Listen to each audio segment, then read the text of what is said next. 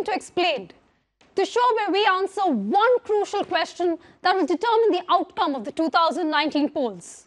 I'm Aarti Subramaniam, and joining me on Explained is Mirror Now's consulting editor Vinay Tiwari. Thank you, Aarti. Pleasure to join the show.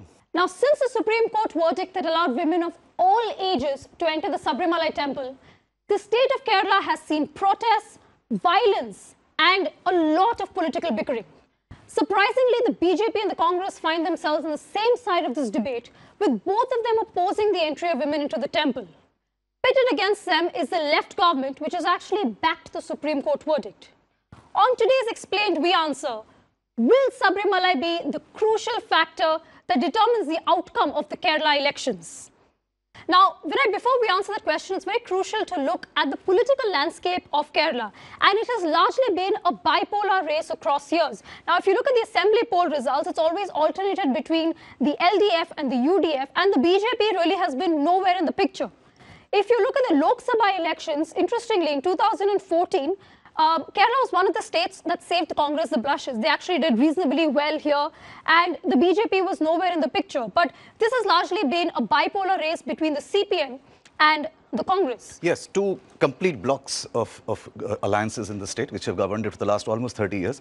In spite of the fact, and very interestingly, significantly, RSS having a very strong presence in Kerala. It's a state where RSS has been present for a while. It's been almost 3 to 4 decades. They have the highest number of shakas in the state, and they've actually got a very good ground presence. And despite that, these two blocks have kind of governed the state ever since. Also remember, interestingly, Kerala is also the last surviving communist bastion in this country. So in many ways, after Tripura fell and BJP did well there, this is one state where the BJP... You're not counting West Bengal there. Not counting West Bengal yet, but yes. Yeah. Well, TMC in many ways is like a carbon copy of left, but technically it's not left. So the last left bastion in that sense, and that's now the new battleground of the left versus right politics.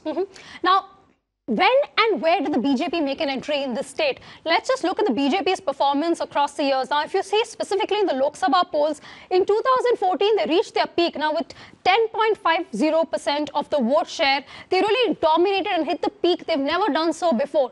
If you even look at their assembly polls results, now 2016 is a landmark year for BJP in the state of Kerala, because along with 10.60% of the votes, they actually got one seat in Kerala. Now, this seat was actually won by O. Rajagopal, who's contested 15 elections. He's actually contested 15 elections, finally managed to win just one. A lot of people who are seeing this are wondering, so what? It's one seat. How does it matter? But the vote share tells you a very crucial story. It does. And this is the overall state vote share. In fact, if you drill this vote share down further, and you see there are about 8 seats out of the 16 Lok Sabha at least, or 20 in Lok Sabha at least, where the BJP's vote share ranged actually between 10 and 28%. So there were places like Thrissur, Thiruvananthapuram, they got a vote share which is much higher than the state average as well. And that gave BJP a bit of a hope in the sense of finally making a dent in a citadel where they've never ever done well. And in that sense, O. Rajagopal's victory, notionally speaking, was the first foot in the door for the BJP in Kerala. It was something that even the Prime Minister tweeted and congratulated the state BJP for their performance. But how does the BJP convert these votes into seats? Because they just got one seat. So what is the BJP strategy going to be? Now, to understand this, let's just first look at the breakup of this state. Now, Kerala is largely a Hindu-dominated state, with 55% being 55% of the population comprising Hindus. Now, if you further break that up, the two largest castes are the Erawas and the Nayars. Erawas have traditionally been left supporters, while Nayars have been Congress supporters. Now, the BJP's game plan essentially is to ensure Hindu consolidation. That's right, and also to incrementally chip away at both these blocks, because without doing that, they really won't be in a position to win seats. The first part of that was Nayar Service Society, which is a very influential group amongst the Nayars. Traditionally, always Congress, for the first time, are showing a pro-BJP inclination this time, and I think their efforts have paid off to that extent.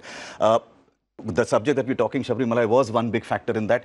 And unless they actually chip away the two things you see on the screen, from the Erawas and the Nayars, the BJP's dream of actually having more seats in the state will not work. And that's why they're working assiduously towards chipping off from both the blocks. Which is why Sabarimala really was a game changer and the inflection point in state politics for you to see. Now, let's just look at why Sabarimala played this whole role of a game changer. Now, it converted Sabarimala, and when I say this is the BJP's game plan in the state of Kerala, they converted Sabarimala into the Ayodhya of the south. They used faith as a calling card. Yes, and in the north, for instance, in UP and in Bihar, Ayodhya had a huge role in the change of BJP's fortunes all over the 90s and then even later as well. And in that sense, Sabarimala verdict gave them a godsend opportunity. What also gave them a godsend opportunity was the way in which the other two parties handled the fallout of the Supreme Court verdict. Yes, I was just going to come to that.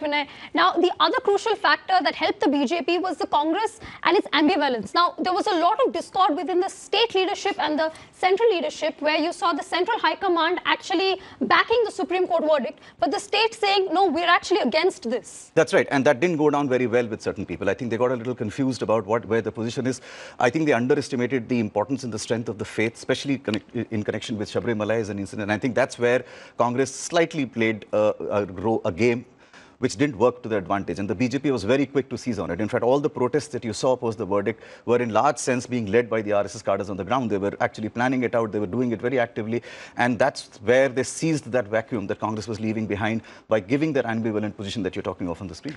And the third crucial factor that helped the BJP was the fact that the LDF's position was such that they insisted that they're going to implement the Supreme Court verdict. Now, this LDF said that this is a law enforcement pitch, that's all it's about, this is not about faith. Now, the BJP ensured that this was a matter purely of faith. So, as you were mentioning, pitted against the position or the ambivalence of the Congress and the strident position of the left, the BJP really stood out like that. That's right. And the left, again, slightly misread the pitch at the start.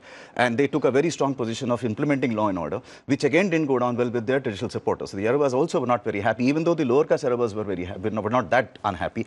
But there are other groups as well which were not very happy with it because, as we said repeatedly, that Sabarimala is a very, very strongly emotive issue in the state. And both the parties kind of slightly misread it. In fact, if you know, last few weeks or so, the Kerala government has slightly piped the stridency down because they see that the BJP has moved in and taken advantage of the dissonance in the both the camps. But if you're the left, you look at this as an opportunity because you have both the Congress and the BJP fighting for the similar pie, for the same pie. And you have a large minority population as well that is looking towards you and seeing what decision you're going to make on this issue. That is true. But the BJP is playing a different game. They're not exactly playing the game as of now to win the Lok Sabha seats per se. They're also playing, there are local body elections in 3 years from now. There's going to be an assembly election. The BJP's game plan has been very simple. In state after state, they've tried to replace the Congress as the principal party. They're doing that in Bengal, where the left is now being wiped out in many ways, and BJP is taking that space of the opposition party, and they're trying to do the same in Kerala. They know it's going to be a long haul, but the RSS strategy has always been to go for the long haul. That's what they did in Tripura, where finally left bastion fell, and this is much the same they're doing in Kerala. Well, Sabarimala is an emotive issue. It's a polarizing issue, and unsurprisingly then, it is an electoral issue. Now, politics and faith have always gone hand in hand in India, but it depends on whether the BJP can cash into that or not. Yes, and they've done that in the north. In all the Hindi-speaking states, faith has worked well for them through the 90s and later as well. Can they repeat the same thing in the south with riding on the Sabarimala case? Something we'll find out soon. Well, we'll find out on May 23rd.